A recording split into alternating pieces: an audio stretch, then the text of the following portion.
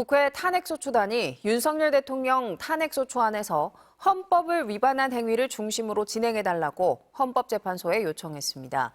국민의힘은 내란죄를 제외한 것으로 해석하면서 탄핵안 재의결이 필요하다고 반발했는데 과거 박근혜 전 대통령의 탄핵안 사유를 직접 수정한 건 권성동 원내대표였습니다. 지윤수 기자입니다.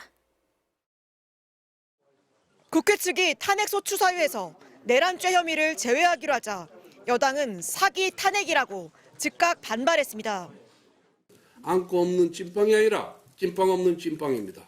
다시 제대로 써서 국회가 재의결해야 합니다. 재석 의원 3분의 2 동의를 받는 재표결이 이뤄져야 한다는 입장입니다.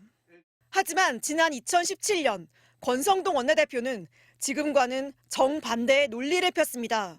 박근혜 전 대통령의 탄핵소추위원장으로서 앞장서서 탄핵안을 수정한 겁니다. 직접 기자회견도 열었습니다. 재작성해서 제출할 그럴 계획을 갖고 있습니다. 탄핵 심판은 대통령의 직무집행 행위가 헌법과 법률에 위배되느냐의 여부가 중요하기 때문에 그렇습니다. 뇌물죄, 강요죄 등은 논하지 않고 헌법 위배 사항만 담겠다. 범죄 성립 유무는 탄핵 심판 아닌 형사재판의 대상이다. 사실상 수사 중인 사안을 빼서 신속한 심리를 노렸던 건데 이번에 내란죄 성립 여부 대신 헌법 위반에 집중하겠다는 국회 측 입장과 동일합니다. 당시 권 원내대표는 쉽게 말해 검찰의 공소장 변경과 같다며 국회 의결이 필요 없다고도 했습니다. 8년 전과 전혀 다른 이야기를 하는 권성동 원내대표에 대해 당 내부에서조차 2017년 권성동을 2025년 권성동이 막을 수 있을까라는 비판이 나왔습니다.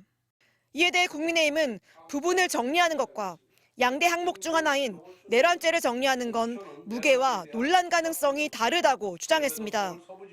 민주당은 쓴 웃음만 나오는 무식한 주장이라며 잘 모르겠으면 권 원내대표에게 물어보면 된다고 반박했습니다.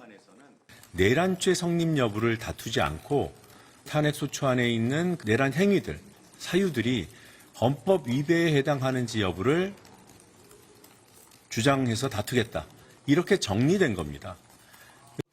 탄핵 심판 지연을 노리는 국민의힘이 정치적 유불리에 따라 말을 바꾸고 있다는 비판을 피하기 어려워 보입니다.